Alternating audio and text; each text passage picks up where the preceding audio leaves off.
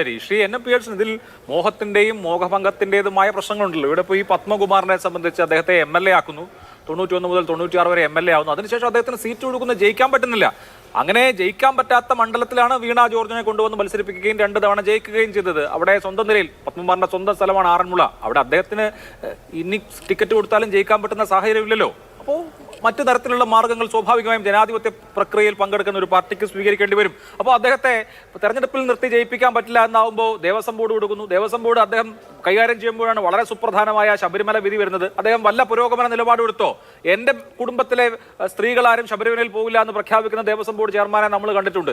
കുടുംബത്തിലെ സ്ത്രീകളൊക്കെ ഇദ്ദേഹത്തിന്റെ അനുവാദം അനുസരിച്ചാണോ എല്ലാ കാര്യങ്ങളും ചെയ്യേണ്ടതെന്ന പ്രശ്നമുണ്ട്. ഒരു കമ്മ്യൂണിസ്റ്റിന്റെ നിലപാടാണെന്ന് ഓർക്കണം. അപ്പോൾ ഇങ്ങനെ പാർട്ടിക്ക് ഇത്രയും കാലം ഉണ്ടാക്കിയ തലവേദനയൊക്കെ അദ്ദേഹമായി കൊണ്ടുപോകുമോ, അതോ ഇനിയിപ്പോൾ അദ്ദേഹം ആവശ്യപ്പെടുന്ന പോലെ അച്ചടക്ക നടപടി എടുത്ത് ഒഴിവാക്കണോ എന്നുള്ള കാര്യം എനിക്കറിയില്ല. എന്തായാലും ഇതുപോലെയുള്ള അവസരവാദമുള്ള ആളുകളൊക്കെ അവരുടേതായ നിലപാടുകളോ അസംതൃപ്തിയോ പറയുമ്പോൾ അതിനൊരു വിപ്ലവമായി കാണേണ്ടതുണ്ടോ? അത് വിപ്ലവമായിട്ടും നമ്മൾ കാണേണ്ടതില്ല. 52 വർഷക്കാലം CPM-നകത്ത് പ്രവർത്തിച്ച ഒരു മനുഷ്യൻ്റെ സാംസ്കാരികവും രാഷ്ട്രീയവുമായിട്ടുള്ള നിലപാടുകൾ പാകപ്പെടുത്തിയെടുക്കുന്നതിൽ CPM എന്ന് പറയുന്നതായിട്ടുള്ള സംഘടനാ സംവിധാനത്തിന് എത്രമാത്രം കഴിഞ്ഞിരിക്കുന്നു എന്ന് പരിശോധിക്കാവുന്ന ഒരവസരത്തിലാണ് നമ്മൾ നിൽക്കുന്നത്. 52 വർഷം കൊണ്ട് പത്മകുമാർ എന്ന് പറയുന്ന ഒരാളെ കമ്മ്യൂണിസ്റ്റ് ബോധത്തിനും കമ്മ്യൂണിസ്റ്റ് നിലപാടിനും അനുസരിച്ച് പാകപ്പെടുത്തിയെടുക്കാനായിട്ട് CPM-ന് കഴിഞ്ഞിട്ടില്ല എങ്കിൽ അത് CPM-ൻ്റെ പരാജയമായിട്ട് നമ്മൾ കണക്കാക്കുന്നതായിരിക്കും നല്ലത്. പത്മകുമാർ എന്ന് പറയുന്ന മനുഷ്യൻ എല്ലാ മനുഷ്യരാണ്. ആ മനുഷ്യർക്കൊക്കെ മാറ്റങ്ങൾ ഉണ്ടാകുന്നത്, അവർ രൂപപ്പെട്ടു വരുന്നത്, അവർ ശരിയായിട്ടുള്ള രാഷ്ട്രീയ നിലപാടിലേക്ക് എത്തിച്ചേരുന്നത് അവർ പ്രവർത്തിക്കുന്നതായിട്ടുള്ള പാർട്ടിക്കകത്തുള്ള സംഘടനാ സംവിധാനത്തിൻ്റെയും പ്രത്യയശാസ്ത്രപരമായിട്ടുള്ള അതിൻ്റെ സാധ്യതകളുടെയും വ്യാപനത്തിൻ്റെയും ഒക്കെ അടിസ്ഥാനത്തിലാണ്. അത് ഈ 52 വർഷക്കാലമായിട്ട് പത്മകുമാറിൽ ഒന്നും ചെയ്യാനായിട്ട് കഴിയാതെ പത്മകുമാർ എന്ന് പറയുന്നതായിട്ടുള്ള മനുഷ്യനെ നഗ്ന മനുഷ്യനായിട്ട് വിടുകയും അദ്ദേഹത്തിൻ്റെ വൈകാരികമായിട്ടുള്ള ഭാവങ്ങൾ പ്രകടമാക്കാൻ പറ്റുന്ന രീതിയിലേക്ക് പാകപ്പെടുത്തിയെടുക്കുകയും ചെയ്താൽ ആ സംഘടനാ പ്രവർത്തനത്തെക്കുറിച്ച് തീർച്ചയായിട്ടും ചോദ്യങ്ങൾ ചോദിക്കും. അതിന് നിരാശരാണ് അല്ലെങ്കിൽ നിരാശ കൊണ്ട് നിലവിളിക്കുന്നതാണ് എന്ന് പറയുന്ന ഡോക്ടർ പ്രേംകുമാറിൻ്റെ നിരീക്ഷണം എന്ന് പറയുന്നത് നമുക്കതിന് പ്രത്യേകിച്ച് വ്യാഖ്യാനമൊന്നും കൊടുക്കാനായിട്ട് കഴിയില്ല. എനിക്ക് എന്നെ കമ്മ്യൂണിസ്റ്റ് പാർട്ടിയിൽ നിന്ന് പുറത്താക്കിയതിൻ്റെ പേരിൽ ഒരു നിരാശയും ഉണ്ടായിട്ടില്ല.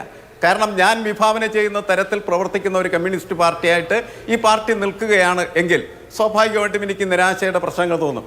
പക്ഷേ എന്നെ കമ്മ്യൂണിസ്റ്റ് പാർട്ടിയിൽ നിന്ന് പുറത്താക്കിയിട്ട് എൻ്റെ വീട്ടിലൊരു BJP-കാരനും വന്നില്ല, എൻ്റെ വീട്ടിൽ മറ്റൊരു പാർട്ടിക്കാർക്കും വരാനായിട്ട് കഴിയുമായിരുന്നില്ല. കാരണം ഞാൻ ആരാണ് എന്ന് ഞാൻ കേരളത്തിൽ വ്യക്തമാക്കിയിട്ടുള്ളതാണ് എന്നതാണ്. അത് ഡോക്ടർ പ്രേംകുമാറിന് മനസ്സിലാകുന്നില്ലെങ്കിൽ ഇനി മനസ്സിലാക്കണം. കമ്മ്യൂണിസ്റ്റ് പാർട്ടിയുടെ പ്രത്യേക സംഘടനാ സംവിധാനത്തിനകത്ത് നിന്നുകൊണ്ട് മാത്രമല്ല കമ്മ്യൂണിസ്റ്റ് ഐഡിയോളജിക്ക് അനുസരിച്ച് ജീവിക്കാനായിട്ട് മനുഷ്യന് കഴിയുന്നത്.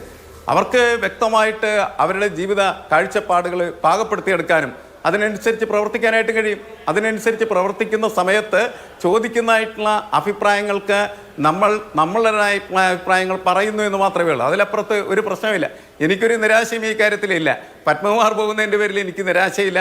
P. ജയരാജനെ പുറത്താക്കിയതിൻ്റെ പേരിൽ എനിക്ക് പ്രശ്നങ്ങളില്ല. യാതൊരു പ്രശ്നമില്ല. പക്ഷേ ഒരു കമ്മ്യൂണിസ്റ്റ് പാർട്ടിയെ നമ്മൾ കമ്മ്യൂണിസ്റ്റ് പാർട്ടിക്ക് അകത്തു നിന്ന് മാത്രമേ അനുഭവിച്ചറിയാൻ പാടുള്ളൂ എന്ന് കരുതേണ്ടതില്ല. അകത്തു നിന്നും പുറത്തു നിന്നും ആകാം.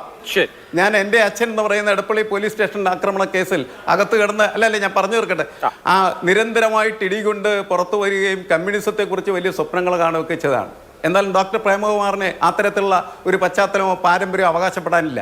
കാരണം ഇയാൾ ഇതിനകത്ത് കയറിയിരുന്ന് ഇത്തരത്തിലുള്ള വർത്തമാനങ്ങൾ പറയുന്നത് എന്തിനാണെന്ന് ചോദിച്ചാൽ CPM-ൽ നിന്ന് അദ്ദേഹത്തിന് ലഭിക്കേണ്ടതായിട്ടുള്ള ആനുകൂല്യങ്ങൾ എങ്ങനെയാണ് കൃത്യമായിട്ട് രേഖപ്പെടുത്തി പിടിച്ചെടുക്കേണ്ടതെന്നതിൻ്റെ അടിസ്ഥാനത്തിൽ മാത്രമാണ്. അങ്ങനെയുള്ള അവസരവാദികളുടെ ഓപ്പർച്യൂണിസ്റ്റുകളുടെ ഒരു സഹായത്താൽ മാത്രം നിലനിന്ന് പോകുന്ന ഒരു സംവിധാനമായിട്ട് ഈ പാർട്ടി മാറിക്കഴിയുമ്പോൾ നമുക്കതിനെക്കുറിച്ച് വർത്തമാനം പറയേണ്ട ആവശ്യമില്ല. നമുക്ക് വ്യക്തമായിട്ടുള്ള നിലപാടുകൾ പ്രഖ്യാപിക്കേണ്ട ആവശ്യമില്ല. ആ പ്രഖ്യാപനങ്ങളൊക്കെ തന്നെ നിലവിളികളും നിരാശകളാണെന്ന് പറയുന്നത് എന്തടിസ്ഥാനത്തിലാണ് എന്ന് ചോദിക്കുകയാണ്. ഇദ്ദേഹത്തിന് നിരാശയില്ലാത്തത് ഇദ്ദേഹം ആശയത്തിൻ്റെ വലിയ വലിയ തരത്തിലുള്ള ആശകളുടെ പുറത്ത് സഞ്ചരിക്കുകയും ആ ആശകൾ അദ്ദേഹത്തിന് മുന്നോട്ട് കൊണ്ടുപോവുകയും ചെയ്യും. അതിനെ സഹായകരമായിട്ട് പാർട്ടി മാറുകയും ചെയ്യുന്നുള്ളത് മാത്രമാണ്. പാർട്ടി അങ്ങനെയല്ല മാറേണ്ടത്. പാർട്ടി സമൂഹത്തിനകത്ത് നിലനിൽക്കുന്ന ഏറ്റവും അടിത്തട്ടിൽ കിടക്കുന്നതായിട്ടുള്ള ജനങ്ങളുടെ പ്രശ്നങ്ങൾ പരിഹരിക്കുന്നതിനുള്ള ഒരു സംവിധാനമായി, ഒരു ഉപകരണമായി മാറിത്തീരുകയും പ്രവർത്തിക്കുകയും ചെയ്യേണ്ടത് ആവശ്യമാണ്. അതാണ് പ്രധാനപ്പെട്ട കാര്യം.